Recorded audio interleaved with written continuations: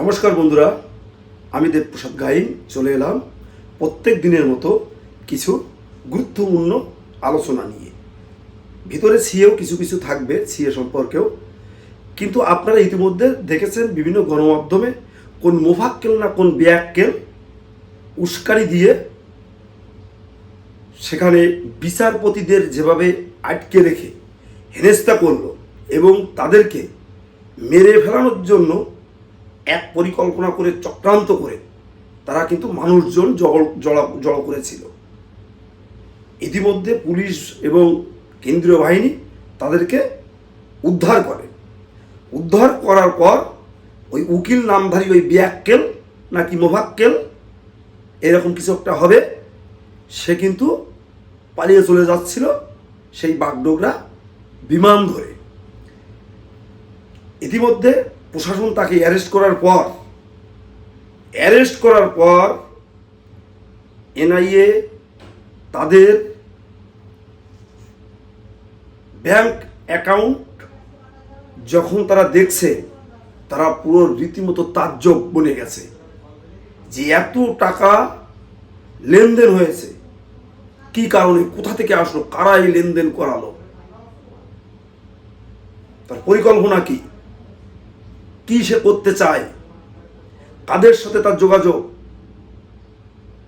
পাকিস্তানের জঙ্গি গোষ্ঠীর সাথে তার সংযোগ আছে কিনা সেটাও প্রশাসন খতিয়ে দেখবে আশা করি, এবং দেখা উচিত।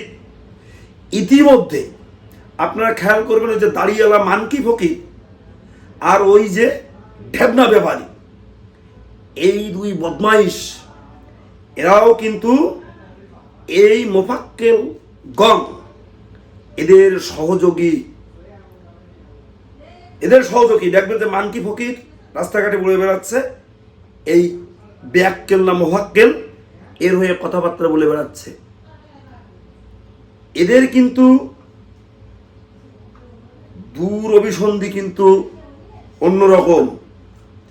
এদের যোগাযোগ কাদের সাথে আছে, এরা কাদের ভাষায় কথা বলে, এই মানকি ফকিরের আপনারা পিছনেরও কিছু বক্তব্য দেখবেন, এবং এই ঢেবনা ব্যাপারী এরও কিছু বক্তব্য আপনারা খেয়াল করবেন।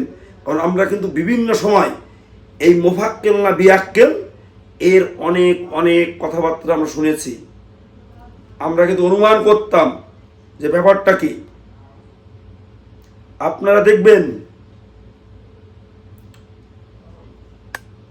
এদের যে গ্রুপটা, এই গ্রুপটার বক্তব্যগুলো আপনারা শুনবেন, এরা পুরো উগ্র জঙ্গি মৌলবাদের পৃষ্ঠপোষকতা এরা। এবং এমন তথ্য বেরিয়ে না আসে যে এই মোফাক্কেলের বা এই বেয়াক্কেলের অ্যাকাউন্ট দিয়ে টাকা ঢুকে এখানে বিশৃঙ্খলাগুলো হয়, এবং যে সমস্ত এই দাঙ্গা ভাঙ্গাগুলো সৃষ্টি করে সে সমস্তগুলো এই সমস্ত ফান্ডিংয়ের কারণে। আপনারা ভালো করে জানবেন 5 তারিখে বাংলাদেশে এত বড় একটা ঘটনা ঘটেছিল আগস্টে, তার ভিতর দিয়ে এই হুমায়ুন কবির কিন্তু বাংলাদেশে চলে গেছিল, গিয়ে কাদের সাথে দেখা করেছিল ইতিমধ্যে আপনারা গণমাধ্যমেও দেখেছেন, এবং গিয়ে কক্সবাজারের কোথায় কোন হোটেলে উঠেছিল, কোন গাড়ি চড়ে সে ওই কক্সবাজারের চর দিয়ে ঘুরে বেরিয়েছিল, সে সমস্ত ছবিও আমাদের কাছে আছে। এদের কিন্তু একটা যোগসূত্র কিন্তু আছে, প্রশাসনেরও এটা মাথায় আছে। আমাদের নাম কাটা গেছে, আমাদের উদ্বাস্তুদের নাম কাটা গেছে, কই আমরা তো হৌ হৌ হৌ করে আমরা দৌড়ে বেড়াচ্ছি না, দৌড়ে বেড়াচ্ছি, হো হো করে বেড়াচ্ছি। আমরা সত্যি বাংলাদেশ থেকে এসেছি, আমরা স্যালেন্ডার করেছি, বাংলাদেশ থেকে এসেছি, বাংলাদেশে আমরা থাকতে পারছি না, সেখানে উগ্র মৌলবাদের চাষ হচ্ছে এখন। আমরা এসে বলছি ভারত সরকার আমাদের নাগরিকত্ব দিচ্ছে, টোটাল সেখানে ইসলাম কান্ট্রি। আমার ভালো মনে আছে এরশাদ সরকার ক্ষমতায় থাকতে তার একটা বক্তব্য আমার 11 কোটি মুসলিম ভাই ও বোনেরা, তখন 11 কোটি না, আমার 7 কোটি ভাই ও বোনেরা, এই এরশাদের এই বক্তব্য আমার মনে আছে। তখন ওখানে হিন্দুরা ছিল না, তখন থেকেই বাংলাদেশটাকে মুসলিম কান্ট্রি হিসাবে ঘোষণা করলো, আদপে সেই মুসলিম কান্ট্রি হয়ে গেল। তাহলে কেন সেই জায়গা ছেড়ে ওরা এখানে আসবে? ওরা থাকুক না ওখানে, এটা হচ্ছে আমার বক্তব্য। আর আপনারা খেয়াল করবেন, এই পথে ঘাটে আবার ওই মানকি ফকির আর ওই ঢ্যাবনা ব্যবহারীদের মতো কিছু আন্দোলন বান্দর নাচানাচি শুরু করেছে। আপনারা এদের কথায় আপনারা কান দেবেন না এবং এদের উস্কানিতে আপনারা পা দেবেন না। এদের জন্য প্রশাসন ঠিক যেটা করার অবশ্যই করবে। আমি আজকের ভিডিওতে বললাম, এটা একদিন মিলিয়ে রাখবেন এবং এই ভিডিওটি সেদিন আমি আরেকবার আপনাদের জন্য পুনরায় চালাবো। যাই হোক বন্ধুরা, কে কি করছে না করছে, এত বড় ভারত সরকার, তাদের বিভিন্ন গোয়েন্দা ডিপার্টমেন্ট আছে, তাছাড়া গোয়েন্দা আছে বিভিন্ন মঠে ঘাটে পটে প্রান্তে ছড়ানো, যেখানে একটা সুচ পড়লেও ভারতবর্ষের গোয়েন্দা সংস্থার সাথে সাথে জানতে পারে যে একটা সুচ এখানে পড়লেও ভারতবর্ষের গোয়েন্দারা জানতে পারে। তো এই মানকি ফকির, এই ঢাবনা ব্যাপারী, এই ব্যাককেল নাকি ওই মোফাক্কেল, এদের মতো অনেক অনেক জিহাদিরা এখানে জিহাদের চাষ করছে। এটা শুধু প্রশাসনের দায়িত্ব না, আমাদেরও দায়িত্ব এদের দিকে তীক্ষ্ণ নজর দেওয়া। আপনারা মাথায় রাখবেন।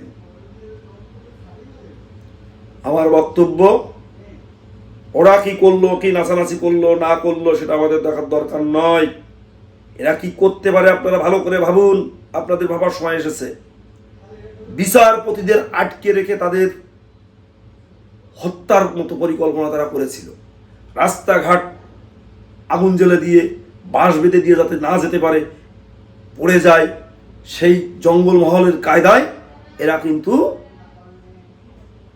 ঘটনা ঘটাতে চেয়েছিল।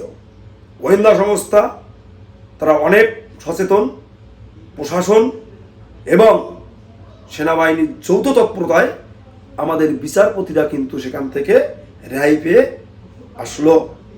ব্যাককেলকে নাকি মোফাক্কেলকে 15 দিনের জন্য পুলিশ কাস্টডিতে রেখেছে। জানি না একে জামাই আদর করা হচ্ছে নাকি এর কাছ থেকে কিছু তথ্য নেওয়া হচ্ছে। আশা করি তথ্য এবার দিতেই হবে। কোন কোন মানকি ফকির, কোন কোন ঢ্যাবনা ব্যাপারীর মতো হান্দর বন্দরগুলো এদের সাথে আছে, সবগুলো কিন্তু জানা বোঝা যাবে।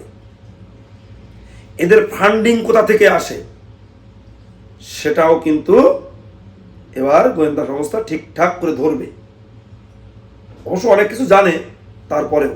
তো যাই হোক বন্ধুরা, আপনাদের বলবো, আমরা যারা পূর্ববঙ্গ থেকে এসেছি, আমাদের নাম কাটা গেছে, দুঃখ আমাদের আছে, যন্ত্রণা আমাদের আছে, কষ্ট আমাদের আছে। কিন্তু ভারত সরকার সর্বপ্রথম সবার আগে আমাদের কথা ভেবে সিএ অ্যাক্ট চালু করে তারপর কিন্তু এসআইআর তৈরি করেছে, এসআইআর আইন চালু করেছে। সেই এসআইআর নাম কাটা যাচ্ছে, সিএর মাধ্যমে আমাদের নাম চলে আসবে।